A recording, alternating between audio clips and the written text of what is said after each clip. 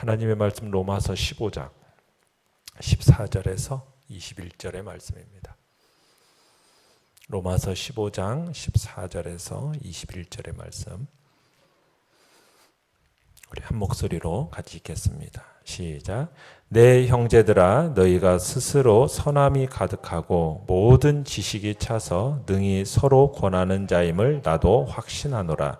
그러나 내가 너희로 다시 생각나게 하려고 하나님께서 내게 주신 은혜로 말미암아 더욱 담대히 대략 너희에게 썼노니, 이 은혜는 곧 나로 이방인을 위하여 그리스도 예수의 일꾼이 되어 하나님의 복음의 제사장 직분을 하게 하사 이방인을 제물로 드리는 것이 성령 안에서 거룩하게 되어 받으실 만하게 하려 하심이라. 그러므로 내가 그리스도 예수 안에서 하나님의 일에 대하여 자랑하는 것이 있거니와, 그리스도께서 이방인들을 순종하게 하기 위하여 나를 통하여 역사하신 것 외에는 내가 감히 말하지 아니하노라.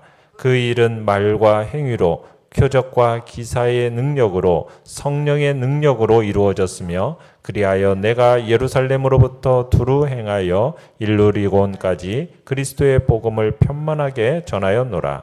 또 내가 그리스도의 이름을 부르는 곳에는 복음을 전하지 않기를 힘썼노니, 이는 남의 터 위에 건축하지 아니하려 함이라.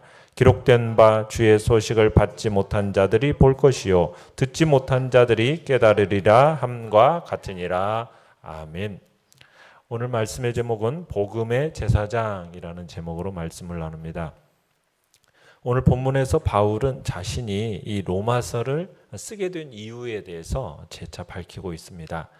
14절을 보시면은 로마 성도들은 정말 영적 분별력이 뛰어나서 서로 권면할 정도로 신앙이 성숙해 있음을 확인시켜주고 있죠.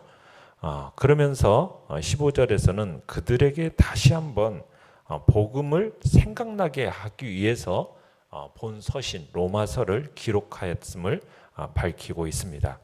그러니까 바울은 자기에게 주어진 이 하나님의 은혜를 감당하기 위해 로마 교회에 이 복음의 원리를 써 보냄으로써 이제 로마 교회 성도들로 하여금 믿음에 굳게 서서 성숙한 신앙생활을 하려고 했던 것입니다. 내용 관찰 문제 1번 보시면 바울은 자신에 대해 어떻게 표현합니까? 자, 16절을 보시면은 바울은 로마 교인들에게 자신을 이방인을 위하여 그리스도 예수의 일꾼 이렇게 소개를 하고 있죠. 그러니까 자신을 이방인을 위해서 부름받은 그리스도의 일꾼이라고 소개를 하고 있는 겁니다.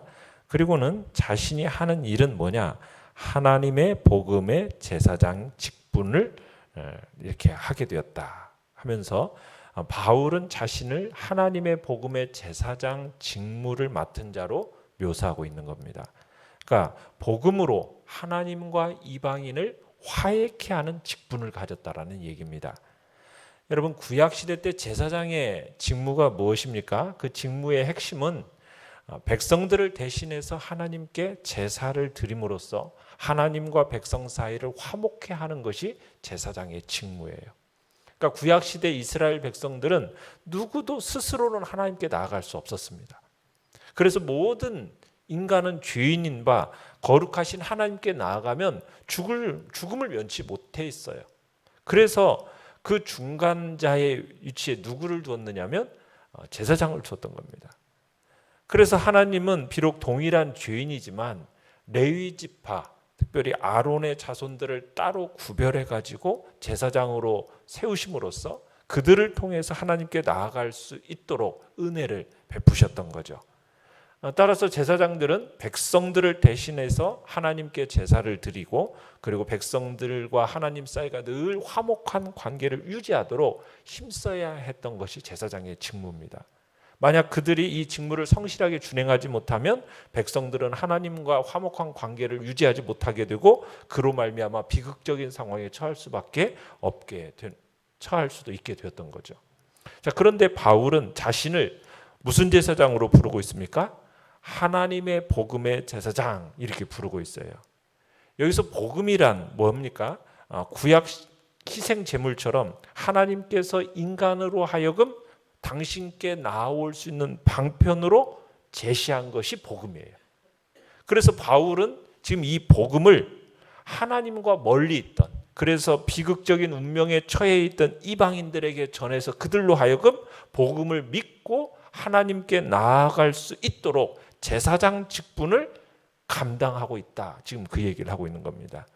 그러니까 말하자면 바울은 이방인을 하나님과 화목하게 하는 그 사명을 감당하고 있다라는 거죠.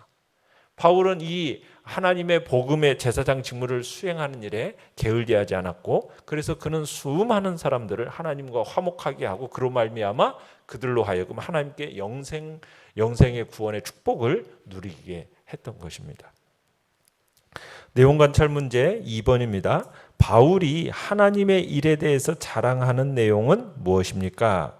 17절로 19절을 보시면 바울은 자신이 이방인의 사도로서 행한 지금까지의 그 이방 전도 사역에 대해서 자랑을 하고 있습니다. 바울은 이미 복음이 전파된 곳은 피하면서 복음을 듣지 못한 이방인들이 있는 곳에는 성령의 능력으로 수많은 표적과 기사를 행하면서 3차에 걸친 전도 여행을 통해 예루살렘에서부터 아드리의 해 동쪽 연안에 있는 일루리공군까지 복음을 전한 사실을 밝히고 있는 겁니다. 그러니까 바울이 자랑하고 있는 것은 예수 그리스도를 믿음으로 인해서 그에게 주어진 확실한 증거였습니다. 그래서 17절에서 이제 얘기하는 것이 그러죠. 예수 그리스도 예수 안에서 하나님의 일, 그러니까 다메섹 도상에서 한가할 수 없는 그 힘으로 다가오신 예수 그리스도, 그리고 그 어떤 누구도 경험하지 못했던 성령의 역사, 그로 말미암아 경험한 일들, 이런 일들을 자랑한 겁니다. 그게 이제 모든 죄사함의 기쁨도 되겠고 기도의 응답도 되겠고 또 미래의 소망과 관련된 것도 되겠죠. 그래서 이제 19절에서 예루살렘이라는 것은 복음의 출발점이라고 할 수 있지 않습니까? 그리고 일루리곤이라고 하는 곳은 당시 로마 제국에서 이탈리아의 서편, 곧 오늘날의 어떤 프랑스와 스페인 일대를 제외한 땅끝을 바로 말하고 있는 겁니다. 그러니까 바울은 그리스도의 이 명령에 충실하고자 하는 목표를 세웠음을 보여주고 있는 거죠. 사도행전 1장 8절에서 오직 성령이 너희에게 임하시면 너희가 권능을 받고 예루살렘과 온 유대와 사마리아와 땅끝까지 이르러 내 증인이 되리라 하시니라, 이렇게 말씀하셨던 것처럼 이제 다메섹 도상에서 회심한 이후에 이방인 산의 사도로 부름받은 바울은 주님의 그 지상 명령으로 자신의 인생의 목표를 딱 정하고서는 그 목표를 이루기 위해서 최선을 다했던 것을 우리는 보게 되는 겁니다. 자, 연구학 묵상 문제 3번입니다. 바울이 남의 터 위에 건축하지 않겠다라고 말한 의미는 무엇입니까? 20절에 보면은 그렇죠. 내가 그리스도의 이름을 부르는 곳에는 복음을 전하지 않기를 힘썼노니 이는 남의 터 위에 건축하지 아니하려 함이라. 그러니까 바울은 그리스도가 누구인지를 모르는 곳에 가서 복음을 전했다라는 얘기입니다. 그러니까 바울은 자기 자신이 이제 오로지 복음의 터가 없는 곳, 예수 그리스도라는 기초를 놓기 위해서만 그 복음의 터가 없는 곳에 예수 그리스도라는 기초를 놓기 위해서만 소명을 받았다고 믿고 있었기 때문에 다른 사람이 이미 기초를 세워놓은 곳에는 다시 새롭게 기초공사를 할 의사가 일체 없었음을 지금 밝히고 있는 겁니다. 그래서 바울의 사역지는 늘 미개척지였어요. 미개척지. 그러니까 다른 사람에 의해서 이미 복음이 전파된 곳이라면 그곳에 머무를 필요가 없다라고 생각했던 거죠. 그래서 바울은 로마를 비롯해서 복음이 이미 전파된 지역은 피하고 하나님의 말씀을 듣지 못한 자들을 향해서 나아가고자 했던 겁니다. 예수 그리스도에 의해서 이방인의 사도로 세움받은 이 바울은 흑암에 갇힌 자들을 어찌하든 광명의 복음의 세계로 불러들이는 일에 헌신하게 되고, 어떤 한 곳에 안주하지 않고 주의 이름을 모르는 곳이라면 그 어디라도 달려갔던 사람이 바로 바울이었던 거죠. 바울은 그런 소명을 가지고 이제 일을 했던 겁니다. 우리도 또한 이런 바울의 마음, 그리스도의 마음을 회복해내야 되죠. 그리스도의 이름을 부르지 못하는 사람들의 영혼이 우리를 향해서 부르짖는 그 구원의 간절한 외침을 우리가 들을 수 있어야 됩니다.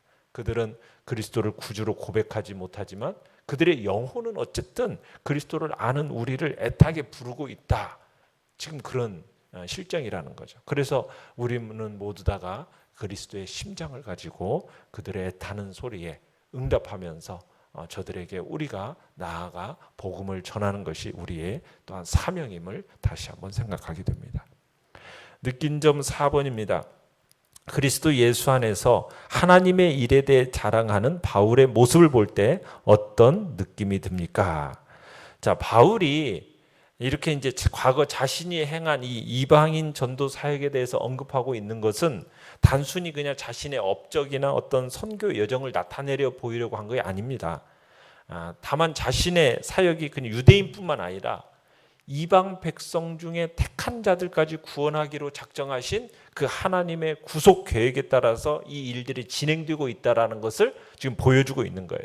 그래서 유대인 출신 성도들로 하여금 이방 출신 성도들에 대한 편견을 버리도록 하려는 것이 지금 이렇게 이방 전도 사역에 대해서 언급하고 있는 거예요. 그리고 바울은 18절에서 보면은 이 복음의 사역의 주체로서 누구를 언급하고 있느냐면 그리스도께서 이렇게 얘기하고 있어요. 그죠? 그리스도께서. 그러면서 자신은 다만 그리스도의 일꾼으로서 일했을 뿐이다라고 고백을 해요. 그리스도께서 이방인들을 순종하게 하기 위하여 나를 통하여 역사하셨다. 이렇게 표현하고 있어요. 우리는 여기서 바울의 겸손함을 느끼게 돼요. 사역을 이야기하면서 어떤 자기의 자랑이 아니라 이 말 속에서 바울의 겸손함이 느껴져요. 그러니까 바울은 정말 위대하고 능력 있는 전도자였지 않습니까? 3차 전도 여행 기간 동안에 얼마나 놀라운 복음의 결실을 거두었어요. 그 기간 동안에 엄청난 표적과 기사의 능력을 나타냈습니다. 정말 그로 말미암아 수많은 교회가 세워졌고 정말 수조차 헤아릴 수 없는 많은 영혼들이 하나님 그리스도에게로 돌아오는 인도에서 구원을 얻게 하는 그런 일을 했단 말이에요. 웬만한 사람 같으면 이런 업적에 대해서 우쭐해할 수 있고 자기를 자랑할 만도 한데 자기를 높일 만도 한데 그런데 바울은 뭐라고 얘기하고 있느냐?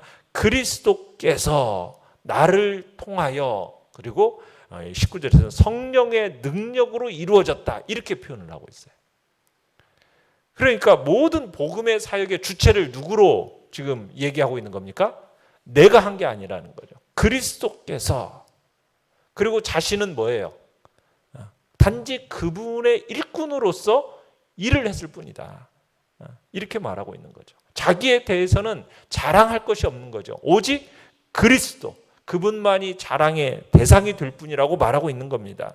자신을 통해서 나타난 기사와 표적이라는 것은 단지 그리스도께서 이방으로 복음에 순종케 하기 위해서 자신을 빌어서 성령으로 역사하신 것이다. 자신을 빌어서 성령으로 역사하신 거지 내가 한 게 아니다. 이게 이제 바울이 이야기하고 있는 바예요. 그러니까 이와 같은 인식이 바울과 같은 인식이 우리의 인식이 되어야 된다는 얘기입니다. 우리의 모든 사역의 주체는 누구이라는 겁니까? 그리스도라는 거죠. 이 명확한 인식이 있어야 되죠. 그래야 자기가 한 일에 대해서 교만해지지 않는 거예요. 언제나 우리가 주님 앞에 겸손해야 되거든요. 우리는 결코 복음의 사역의 주체가 될 수가 없습니다. 오직 그리스도만이 복음의 사역의 주체가 되시는 거고 우리는 단지 이 복음의 사역의 주체가 되시는 그리스도의 도구일 뿐인 거죠. 도구. 그러니까 나를 통하여 역사해 주신 것이 감사한 거죠. 그죠? 나를 통하여 이 일을 했다라는 것이 도구로서 쓰임 받았다라는 것이 감사한 것이죠. 아무리 많은 능력을 행할지라도 그 많은 복음의 열매를 거뒀다고 해도 그건 다 주님께서 성령의 능력으로 역사하신 결과라는 것뿐이라는 거죠. 그러니까 이 일에 대한 분명한 인식이 있어야 되는데 그런 인식이 없으니까 많은 일꾼들이 마치 자기가 한 것처럼 자기를 자랑하려는 유혹에 빠지게 되는 거죠. 그렇기 때문에 우리는 그리스도께서 이 행하신 모든 일들에 대해서 내가 한 것처럼 말해서는 절대로 안 되겠어요. 우리의 간증이라는 것들도 그렇습니다. 간증이라는 것이 하나님을 높이고 하나님께서 행하신 일들에 대해서 초점이 맞춰져야지, 마치 내가 그 한 것처럼 그곳에 뭔가를 집어넣어 나라는 존재를 자꾸 집어넣으려고 한다면 그것은 하나님 앞에서 불충인 거죠. 그래서 우리는 결단해야 됩니다. 예수 그리스도께서 하신 것 외에는 감히 말하지 않겠다라는 결단이 우리에게 있어야 되고, 더욱 더 나아가서 이것은 그리스도만을 청하겠다라는 결심으로 우리에게 이어져야 하겠습니다. 결단과 적용 5번입니다. 복음 전파를 위해 현재 하나님께서 내게 주신 사역의 터는 어디입니까? 하나님께서 사역의 터를 옮기라고 하시면 언제든지 움직일 마음의 준비가 되어 있습니까? 오늘도 우리에게 주신 사역의 자리, 하나님께서 그 사역의 자리를 우리가 힘써 행해 나가고, 특별히 이제 이번 주일에 우리가 전도 대상자를 성령 강림절 기념주일에 맞춰서 우리가 작정하고 나아갈 때 우리의 마음속에 품은 영혼들을 또 주님 앞에 올려드리며, 또 주님 앞에서 그들이 또 구원의 역사를 이뤄나가도록 우리가 또 힘을 다시 한번 써야겠다 결단하는 시간이 되시길 바랍니다. 오늘의 기도 같이 읽겠습니다. 시작. 부르신 소명에 합당하게 순종하여 복음의 터를 굳건하게 세우도록 역사하소서. 아멘. 말씀을 생각하면서 기도하시고요. 연약한 우리의 지체들을 위해서 기도해 주시고, 또 성령 강림절 기념주의를 맞이해서 또 우리 모든 성도들이 또 하나님의 거룩한 사명을 맡은 증인의 사명을 잘 감당하겠다는 복된 결단이 있도록 위해서 또한 기도해 주시기 바랍니다. 주여, 우리 세 번